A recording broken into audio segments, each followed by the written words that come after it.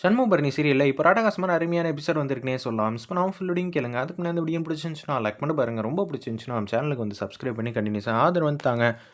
வெங்கடேஷ் வந்து ஃபோன் அடிக்கிறாங்க. அந்த டீ கடைக்காரங்க இருக்காங்கல்ல, அந்த டீ வந்து குடுத்தாங்கல்ல, அவங்களுக்கு வந்து ஃபோன் அடிக்கிறாங்க. "டேய் கொஞ்சம் உஷாராடுடா. வாசல்ல வந்து சண்முகமும் வந்து முத்துப்பாண்டியும் வந்திருக்கான். அவங்க கிட்ட மாட்டுனா அவ்வளோதான்னு சொன்னோன்னே, "பின்பக்கமா பாதை இருக்கா?" அப்படின்னு சொல்லி கேட்டோன்னே, பாதை இருக்கே" அப்படின்னு சொல்லிடுறாங்க அந்த இடத்துல. அவரு உடனே வந்து, "நீ தப்பிச்சு போயிடு. இப்பன்னு பார்த்து நான் எங்க போவேன்? எனக்கு யார தெரியும் இந்த ஊர்ல? என்ன சார் இப்படி பண்ணிட்டீங்களே? நான் சொல்ற அட்ரஸ்க்கு போன்னு" சொல்லி சவுந்தரபாண்டி வீட்டு அட்ரஸ் வந்து சொல்றாங்க. சரி சார்ன்னு சொல்லிட்டு வேக வேகமா ஃபோன்லேருந்து எல்லாத்தையும் எடுத்துட்டு போறாங்க அந்த இடத்துல. வெங்கடேஷ் ஃபோன் பண்ணா அந்த நபரு ஓடிர்றாங்க பின்பக்கமா. இனிமேட்டு இப்படியெல்லாம் விசாரிச்சா சரி வராதுன்னு சொல்லிட்டு கதவ வந்து உடைச்சிடுறாங்க நம்ம சண்முகம். உள்ள போய் பார்த்தா ஆள காணோம். பின்னாடி டோர் வந்து தொறந்திருக்கு. நம்ம வரோம்ன்னு தெரிஞ்சு அவன் தப்பிச்சிருக்கானா, அவன் எங்க போனாலும் விடக்கூடாது அப்படின்னு சொல்லிட்டு இருக்கிறப்ப, நிச்சயம் அவன வந்து புடிச்சிரலாம் அப்படின்னு சொல்லிட்டு இருக்காங்க. அந்த கட்டப்பைய தூக்கிட்டு வேக வேகமா வந்து போயிட்டு இருக்காங்க. அந்த ஒரு நபரு. ஒரு பக்கம் நம்ம சண்முகத்த வந்து பார்க்கலான்னு சொல்லிட்டு, எதுவுமே தெரியாத மாரி வந்து விசாரிக்கிறாங்க. வெங்கடேஷு, "என்ன மாட்டுனானா? உண்டு இல்லன்னு ஆக்கிருவோம். சொல்லுங்க. ரத்னா மேல வந்து பழி போட்டுருக்கான். அவன நான் சும்மா விட மாட்டேன்." அப்படின்னு சொல்லி அந்த இடத்துல வந்து ரத்னாக்காக நான் துணையா நிக்கலன்னா, வேற யார் நிக்க போறா? அவன் எங்க போனாலும் வந்து நான் விடமாட்டேன் அப்படின்னு சொல்லி முத்துப்பாண்டி வந்து பேசுறாங்க. எப்படி இருந்தாலும் அவன் இந்த ஊர்ல இருக்கிற யாரோ ஒருத்தர் வீட்ல தான் வந்து பதுங்கியிருப்பான் அப்படின்னு சொல்லிட்டு இருக்காங்க. சரி நீ வீட்டுக்கு போ. எதுவா இருந்தாலும் பார்த்துக்கலாம்னு சொல்லி வெங்கடேஷ வந்து வீட்டுக்கு போ சொல்றாங்க.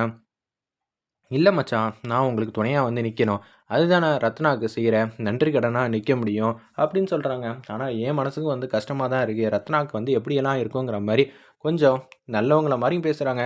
இருப்பினும் வந்து இந்த மாரிலாம் எல்லாரும் வந்து பேசிட்டாங்க. இப்ப ரொம்பவே வந்து கஷ்டமா இருக்கு. அப்படி இப்படின்னு சொல்லும்போது, "அவன தேவையில்லாம பேச வேணான்னு சொல்லு. அவனுக்கும் இந்த பிரச்சனைக்கு என்ன சம்மந்தம்?" "அது எப்படி நீங்க சொல்லலாம்? அவனோட மனைவி தானே.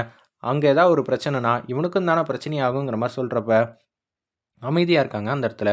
நம்ம சண்முகம், சவுந்தரபாண்டி வீட்டுக்கு வந்து வேக வேகமா போறாங்க. ஐயா! ஐயாங்கிற மாரி கதவ தட்டுறாங்க. பாக்கியம் வந்து லைட்டா வந்து எந்திரிக்கிறாங்க. உடனே வந்து அந்த இடத்துல வந்து கதவ வந்து தொறக்குறாங்க. நம்ப சவுந்தரபாண்டி, "யார்யா நீ? நான் இது மாரி ரத்னாக்கு வந்து பிரச்சனை குடுத்தவன்" அப்படின்னு சொல்லிட்டு இருக்காங்க அந்த இடத்துல. "இங்க எதுக்கு வந்த?" "வெங்கடேஷ் தான் உங்க வீட்டுக்கு வந்து வர சொன்னாரு. சண்முகமும், முத்துப்பாண்டியும் என்ன நோக்கி வந்துட்டாங்க." "அட பாவி! உனக்கு நான் இப்ப அடைக்கலம் குடுத்தனா? இது பிரச்சனைக்கு பின்னாடி இருக்கிறது நான் தான்னு" சொல்லி, "வெங்கடேஷும் மாட்டுவான், நானும் மாட்டுவேன்" அப்படின்னு சொல்லும்போது, எதுக்கு அவன் வந்து என்ன வந்து கோத்து விடுறான்னு சொல்லி வெங்கடேஷ்க்கு வந்து ஃபோன் அடிக்கிறாங்க அந்த இடத்துல. சவுந்தரபாண்டி பைக்ல வந்து வந்துகிட்டு இருக்காங்க. சண்முகம் வீட்டுக்கு. வெங்கடேஷு, யார் ஃபோன் பண்ணுறதுன்னு சொல்லிட்டு, சொல்லுங்கய்யா, நான் ஒருத்தனை அனுப்பிச்சி வச்சேன்ல." "என்னடா உனக்கு நான் வேலைக்காரனா?" அப்படின்னு சொல்லி அந்த இடத்துல வந்து வானத்துக்கு பூமி குதிக்கிறாங்க. "இவன் என் வீட்டுக்கு வந்தானா, இப்போதைக்கு நான் மாட்டிக்க மாட்டேனா?" "ஐயா, இந்த திட்டத்துக்கு பின்னாடி நீங்க தான் இருக்கீங்கன்னு அவன்ட்ட நான் ஆரம்பத்திலேயே வந்து சொல்லிட்டேன்" அப்படின்னு சொன்னோன்னே, "இதே எதுக்கு சொன்ன?" "ஐயா, உங்களுக்கு தெரியாம எதுவுமே நடக்காது இல்லையா? அதனால தான் அவன்ட்ட சொல்ட்டேன். இப்ப மாட்டுனானா உங்க பேர தான் அவன் சொல்லுவான்." "என்னது என் பேர தான் சொல்லுவானா? அந்த குடும்பத்துக்கும் உனக்கும் பிரச்சனை பண்ணி விட்டுறலான்னு பார்த்தா, இவன் என்ன கோத்து விட்டுட்டான். சரி, சரி நான் பார்த்துக்கிறேன்." "சரியா பார்த்துக்கங்க. நீ எப்படி இருந்தாலும் என்ன மாட்டி விட மாட்டேன்னு என்ன நிச்சயம்? அதனால தான் உன் பேரையும் முன்கூட்டியே அவன்ட்ட வந்து சொல்லிட்டேங்கிற" மாரி அந்த இடத்துல யோசிச்சுட்டு இருக்காங்க வெங்கடேஷ். அட பாவி! என்ன வேற இந்த விஷயத்துல வேற கோத்து விட்டுட்டானே! இப்ப பாக்கியம் வேற வந்து வராங்க. நடந்து வந்துட்டு இருக்காங்க. வாசல்ல என்ன ஆச்சு? ரொம்ப நேரம் ஆச்சே இந்த மனுஷன் வந்து கதவ தொறக்கிறதுக்காக போயி, அப்படின்னு சொல்றப்ப, அப்பன்னு பார்த்து பேசிட்டு இருக்காங்க நம்ப சவுந்தரபாண்டி. "நீ என்ன பண்றன்னா, இங்க பக்கத்துல ஒரு இடம் இருக்கு. நீ மாட்டுக்கு இங்க வந்து தங்கிக்க. காலையில வந்து விடிஞ்சோனே சொல்லிக்காம கொள்ளிக்காம இங்கேருந்து போக ஆரம்பிச்சிடணும். சரியா? என் பையன்கிட்டயும், சண்முகத்துக்கிட்டயும் நீ மாட்டுனனா அப்புறம் அவ்வளோதாங்கிற" மாரி சொல்றப்ப, எனக்கு ஒரு இடத்துல வந்து சந்தேகமா இருக்குன்னு சண்முகமும் வந்து பேசுறாங்க. "இதுக்கு பின்னாடி உங்க அப்பா இருப்பாங்களா?" அப்படின்னு சொல்லும்போது, "எதுக்கும் அங்க வந்து பார்த்துருக்கலாம். இந்த நட்ட நடு நைட்ல அவன் வந்து ஓடியிருக்கானா, நிச்சயம் எங்க வந்து போவான்? இவனுக்கு சப்போர்ட் பண்ற இடத்துல தான் வந்து நிப்பான். வா ஒரு ரவுண்ட்ஸ் அடிச்சுட்டு வந்துருவோம்ன்னு" சொல்லி சவுந்தரபாண்டி வீட்டு பக்கம் வேக வேகமா வந்துட்டு இருக்காங்க அந்த இடத்துல. நம்ம பாக்கியம் வந்து பார்க்குறாங்க. "யாருங்க இவன்?" அப்படின்னு சொல்லும்போது, "அதெல்லாம் ஒண்ணும் இல்லடா" அப்படி இப்படிங்கிற மாரி சொல்லி சமாளிச்சுட்டு இருக்காங்க. உடனே வந்து சரி நீ மாட்டுக்கு போன்னோனே, அவன் மாட்டுக்கும் வந்து போறாங்க. அந்த இடத்துல ஒளிஞ்சு நின்னுக்கிறாங்க. "வா பாக்கியம், ஏதோ வந்திருக்கான். அவன் மாட்டும் போயிடுவான்" அப்படின்னு சொல்லிட்டு அப்படியே வந்து வீட்டுக்கு வந்து கூட்டிட்டு போறாங்க. எதுக்காக இந்த மனுஷன் வந்து இது மாரி வந்து பதறணும்? ஒண்ணும் புரியலையே அப்படின்னு சொல்லும்போது, பாக்கியத்துக்கு வந்து ஃபோன் அடிச்சு கேட்கலாமான்னு சொல்லி, வீட்ல யாரும் வந்திருக்காங்களான்னு சொல்லி கேட்கலான்னு சொல்லிட்டு ஃபோன் அடிக்கிறாங்க நம்ம சண்முகம். அதெல்லாம் ஒண்ணும் இல்லன்னு சொல்லிர்றாங்க.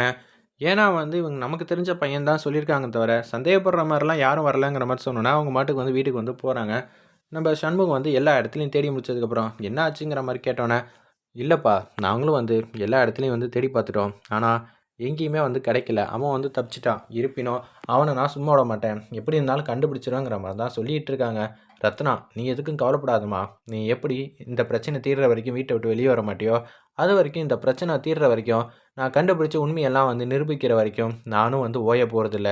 உனக்காக நான் வந்து துணையா நிப்பேங்கிற மாரி சொல்றப்ப, இது எல்லாம் எங்க அக்காவ பழி வாங்கணும்னு தான் யாரோ ஒருத்தன் செஞ்சிருக்கான். இவன சும்மா விடக்கூடாதுன்னோன வெங்கடேஷும் வந்து பொறுமையா வந்து வந்துடுறாங்க.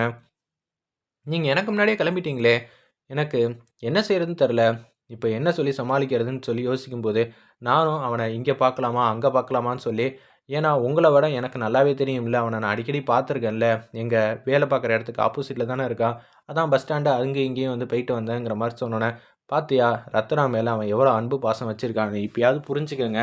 கஷ்டம் வரப்ப தான் எல்லாமே வந்து தெரியும்." அப்படின்னு சொல்லிட்டு இருக்கிறப்ப, "வேணாம் சிஸ்டர் விடுங்க. என்ன பத்தி இப்ப சொல்றதுனால நான் பண்ணதெல்லாம் தப்பு இல்லன்னு ஆயிடுமா? விடுங்க பார்த்துக்கலாம்.